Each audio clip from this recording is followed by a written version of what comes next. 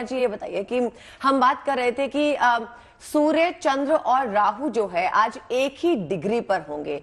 इसका मतलब क्या है? और कहा जा रहा है कि राहु जो है इस वक्त अगर इस दशा में चले जाते हैं कि खराब होंगे तो कई राशियों पे इसका असर पड़ेगा। इसके बारे में जानकारी दीजिए।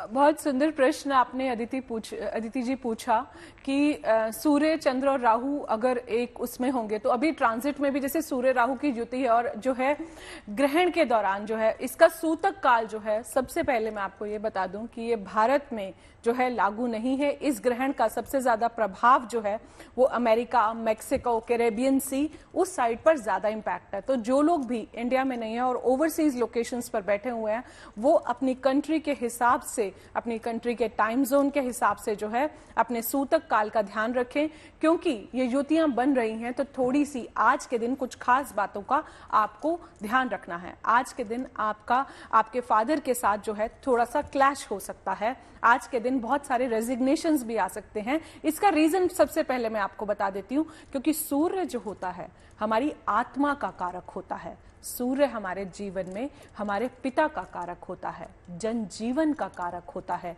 जितनी भी जो प्रकृति आप देखते हैं सूर्य उसका कारक होता है।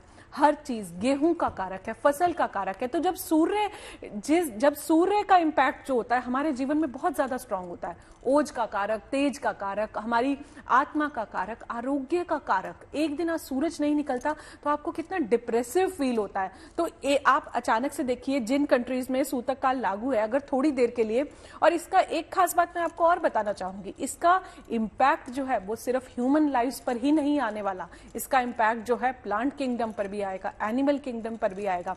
कहते हैं जब भी ग्रहण होता है, क्योंकि कुछ ऐसे कीटाणु और जो क्रीचर्स होते हैं जो सिर्फ रात में बाहर निकलते हैं, जब वो ग्रहण को देखते हैं तो उनके अंदर एक कंफ्यूजन सा, एक डिलेमेटिक स्टेट आ जाता है कि ये रात है या दिन है। तो वो उस गलत टाइम पर निकलना शुरू हो जाते हैं। जो जानवर जैसे शेर हो गए, चीते हो गए, जो दिन में निकलते हैं, वो जैसे ही अंधेरा देखते हैं वो कंफ्यूज हो जाते हैं और वो डर के हमारे अंदर घुस जाते हैं। प्लांट्स में अगर बात करती हूं तो उनमें फोटोसिंथेसिस कम हो जाता है। अभी नासा की एक रीसेंट रिसर्च है जिसमें वो लोग जिराफ और वाइल्ड लाइफ पर जो है रिसर्च कर रहे हैं, क्योंकि जिराफ जो इतना शांत जानवर है वो भी ग्रहण के दौरान चारों तरफ उसका जी मचलने लगता है, चारों तरफ वो ऐसे फैलने लगता है। तो जिराफ जो इतना काम एनिमल है, तो इसका मतलब ये है कहने का कि इंपैक्ट सिर्फ ह्यूमन लाइफ पर ही नहीं, प्लांट और एनिमल लाइफ पर भी आता है। ग्रहण के नकारात्मक प्रभाव जरूर होते हैं, लेकिन हमें ग्रहण से घबराना नहीं है। ग्रहण का मतलब है ग्रहण करना, एब्जॉर्प्शन। अच्छी चीजों को अपने अंदर एब्जॉर्ब करना, बुरी चीजों को अपनी लाइफ से रिलीज करना, यही है ग्रहण का एक्चुअल मतलब। ठीक।